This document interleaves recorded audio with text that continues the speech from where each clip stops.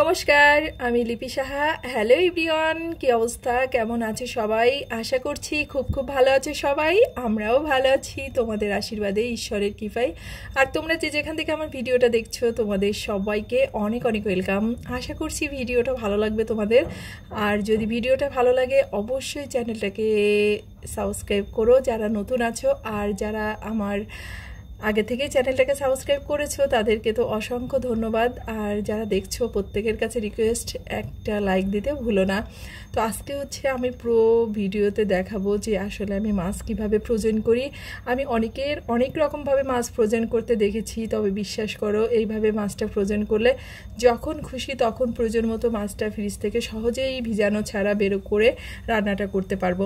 অনেক সময় দেখা যায় কি হয়, বাসায় হঠাৎ করেই গেস্ট চলে আসে, আবার অনেকেই আমরা আছি যারা ভাবি যে আজকে দুপুরে এক পদের মাছ রান্না করব, রাত্রের জন্য আরেক পদের আর কি মাছটা রান্না করব। তো আমরা মাছটাকে এভাবে রান্না করতে চাইলে বা দেখা যায় যে অনেক সময় বাচ্চাদের জন্য আলাদাভাবে রান্না করতে হয়, বা বাচ্চারা সব ধরনের মাছ খেতে চায় না। তো সেক্ষেত্রে আমরা কি করতে পারি, এভাবে যদি ফ্রোজেন করি তাহলে খুব সহজে মাছটাকে বেরো করে আর রান্না করে নিতে পারবো। আর মাছগুলোকে যদি একসাথে রেখে দিই বারবার করে সেই মাছগুলোকে ভেজাতে হয়, আর একবার দুইবার যদি ভেজানো হয় তারপরে কিন্তু সেই মাছটার কিন্তু স্বাদ লাগে না, অনেকটাই স্বাদ কমে যায়। আর তোমরা যদি এইভাবে ফ্রোজেন করো তাহলে দেখা যায় মাছটা ভেজাতে হয় না, যতটুকু খুশি মানে 1 2 3 টুকরা বা 4 টুকরা যতটুকু প্রয়োজন অনুযায়ী তোমরা সহজে নিয়ে মাছটাকে ভিজিয়ে রান্নাটা করতে পারো। তো আমার মনে হয় যে ভালো লাগবে তোমাদের। তো আজকে দুপুরবেলা স্বপ্নিল পাপা আর কি মাছের বাজারটা এনেছিল। তো আমার ছেলের হচ্ছে যে যে মাছগুলো পছন্দ করে তার মধ্যে এই পাঙাশ মাছটা সবচেয়ে অন্যতম আর কি। আগে আমরা বাসাতে পাঙাশ মাছটা খেতাম না, কিন্তু এখন প্রতি মাসে 1-2টা করে আর কি পাঙাশ মাছ থাকেই। সেটা ও খেতে খেতে দেখা যায় ওর পাপাও একটু একটু খায়, তারপরে আমার ভাই থাকে যেহেতু ও পছন্দ করে মাছটা। আর বাচ্চাদের ক্ষেত্রে আমার মনে হয় অনেকেই পছন্দ করে, কারণ যেহেতু এই মাছটায় কাটা নেই আর খুব সহজে খাওয়া যায়, তো এ কারণেই আর কি আনা। তো যাই হোক, মাছটাকে ভালো করে পরিষ্কার করে দিচ্ছি। আর পাঙাশ মাছের ক্ষেত্রে এই যে কাটার আগে পরিষ্কারটা খুবই গুরুত্বপূর্ণ, কারণ কাটার পরে না মাছটাকে সেইভাবে কিন্তু পরিষ্কার করা যায় না, আর কাটার পরে পরিষ্কার করতে গেলে মাছগুলো নষ্ট হয়ে যায়। আর এ কারণেই পুরো আস্তা অবস্থায় মাছটাকে পরিষ্কার করে নিচ্ছি। আর আমাদের বাসাতে একটা কি, যত বড় মাছই আনবে সেটা হচ্ছে কেটে আনে না বাজার থেকে, মানে স্বপ্নিলের পাপাই আর কি বাসায় কেটে দেয়। তো যাই হোক, আজকেও স্বপ্নিলের পাপাই কেটে দেবে। তো আমি মাছটাকে ভালো করে ঘষে যে স্টিলের মাজুনিটাকে দিয়ে পরিষ্কার করে দিলাম। আর মাছটা না তাজা মাছ, মানে মরা না। আর এই মাছটা না খুবই ফ্রেশ ছিল, মানে মাছের পেটে থেকে কোনো রকম মানে বাড়তি কোনো জিনিস বের হয়নি। তো আর তেলও ছিল না মাছের পেটে, ডিমটাও ছিল না। যে তেলটা ছিল মাছের সেটা হচ্ছে মাছের আর কি সেই মাছের মধ্যে ছিল আর কি, পেটির অংশে, তারপরে গাদার অংশে। আর মাছগুলো যদি এরকম হয়, এই বড় সাইজের মাছগুলো, বিশেষ করে মানে কাতল মাছ, রুই মাছ অথবা পাঙাশ মাছ, তো ওই মাছটা খেতে কিন্তু অনেক বেশি সুস্বাদু হয়। তো যাই হোক, মাছটা অনেক ভালো ছিল আর তাজা দেখেই বুঝতেছে তোমরা। আর এই মাছটাকে ডলার সাথে সাথে মনে হচ্ছে উপর দিয়ে আর কি রক্ত বের হয়ে আসতেছে, এমনটাই হয়েছিল। তো যাই হোক, এখন এটাকে ভালো করে ঘষে পরিষ্কার করে নিয়েছি। এখন হচ্ছে স্বপ্নিলের পাপাকে দিব, ও আর কি কেটে দিবে, তারপর আমি ফ্রিজে আর কি রেখে দেবো। তো এরপরে হচ্ছে দুপুরের আর কি রান্না বাড়াটাও বাকি আছে। তো একটু দেরি করে মাছটা আনলে আমার একটু প্রবলেম হয়ে যায়, মানে সেগুলোকে পরিষ্কার করে ফ্রিজে রেখে তারপর রান্না বাড়াটা করতে হয় আর কি। তো এই যে স্বপ্নিলের পাপা সব মাছটাকে কেটে এই যে পিস পিস করে দিয়েছে। আর বাসায় এই মাছটা কাটার একটা সুবিধা কি জানো, নিজের পছন্দ মতো ছোট বড় সাইজ করে নেওয়া যায়, এটাই হচ্ছে সবচেয়ে বড় সুবিধা। তো যাই হোক, এই যে মাছটা আর কি সুন্দর করে কেটে দিয়েছে। আর স্বপ্নিলের পাপা যেভাবে মাছটা কাটে আমার খুবই ভালো লাগে আর কি, আমার পছন্দ মতো আর কি মাছগুলোকে কেটে দেই। আর এই যে মাছের পেটিগুলো না অনেক মোটা মোটা, মানে ওই যে তেল হয়নি ডিম হয়নি, তো সে কারণেই। তো স্বপ্নিল তো মাছ আনার পরেই মানে সে হচ্ছে পাঙাশ মাছ খেতে চায়, তো আজকে পাঙাশ মাছটাই রান্না করব। তো যে কয় টুকরা রান্না করব সেগুলোকে আলাদা করে নিলাম। আর এই মাছটাকে খুব বেশি দেবো না, 1-2 বার ধুয়ে তারপর ভালো করে জল ঝরিয়ে তারপরে ফ্রিজে রেখে দেবো। তো মাছ মাংসের ক্ষেত্রে অবশ্যই যখন আমরা ফ্রোজেন করব অবশ্যই একদম ভালো করে জল ঝরিয়ে, জলটা যাতে মাছে যতটা পরিমাণ কম রাখা যায় রেখে সেইভাবে আর কি ফ্রোজেনটা করব। তো আমি কি করি, যে মাছটাকে ধোয়ার পর এইভাবে বড় ছাঁকনিগুলো আছে না, তো ওর উপরে এইভাবে সরিয়ে রাখি।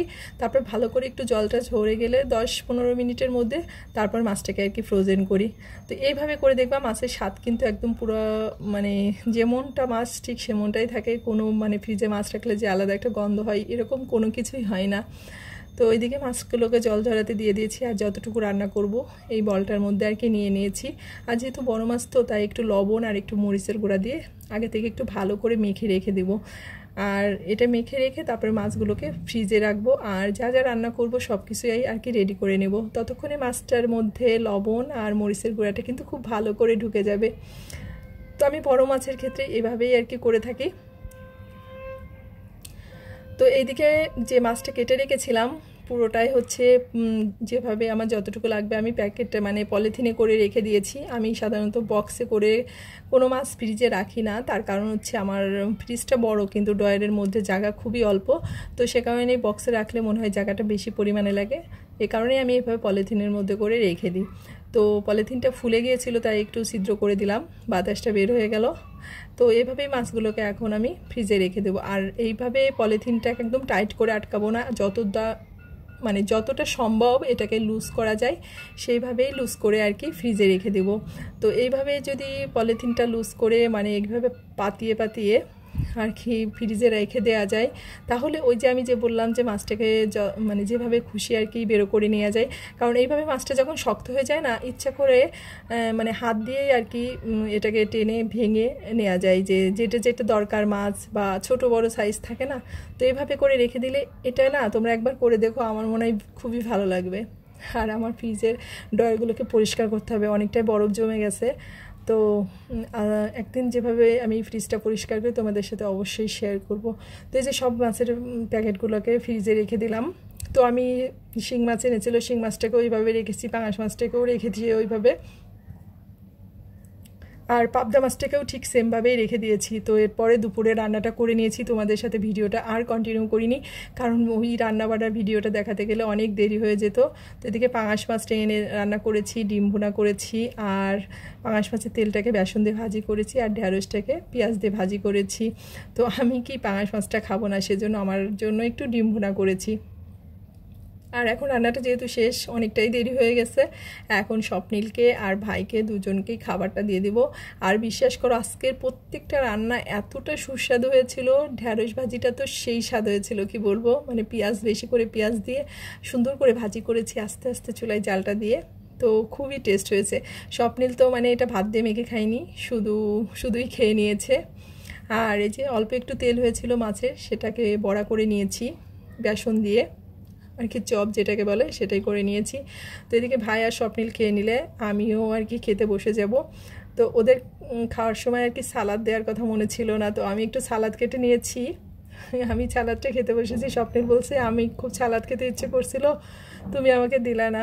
তো যাই হোক আমি আর কি খেয়াল ছিল না। তো আমি যে ডিমটা দিয়ে ভাতটা খাবো, আর ডিমটা ভুনাও অসাধারণ হয়েছে, কারণ আজকে না কারোর কথা চিন্তা করে রান্না করিনি, আমার নিজের পছন্দ মতো নিজের ইচ্ছা মতো রান্না করেছি। আর অন্যদিন ডিম রান্না করতে গেলে স্বপ্নিলের পাপা স্বপ্নিলের আর কি ইচ্ছা অনুযায়ী রান্না করি, তো আমার কাছে সেইভাবে ভালো হয় না। তো আজকে ডিমটা সত্যি অসাধারণ হয়েছিল খেতে। আর বড় বড় করে 4 টুকরা আলু দিয়ে দিয়েছি, আর আলুটা একদম সুন্দর মতো গলে গেছে, তো খুবই ভালো হয়েছিল আর খুবই তৃপ্তি সহকারে খেয়েছি। আর এই খাওয়াটার জন্যই তো সব কিছু, তাই না, এই পৃথিবীর। তো যাই হোক খাওয়াটা যদি শান্তির হয় তাহলে সব কিছুতেই শান্তি। তো যাই হোক আজকের ভিডিওটা আর বড় করব না, যদি ভালো লাগে অবশ্যই একটা লাইক করতে ভুলো না, আর যারা নতুন আছে অবশ্যই চ্যানেলটাকে সাবস্ক্রাইব করে পাশে থেকো। আর সবাইকে বলবো যারা বাংলাদেশে আছে অবশ্যই সবাই খুব খুব সাবধানে থেকো, কারণ বর্তমান পরিস্থিতি খুবই খারাপ। তো দেখা হচ্ছে নেক্সট ভিডিওতে, ভালো থেকো সবাই।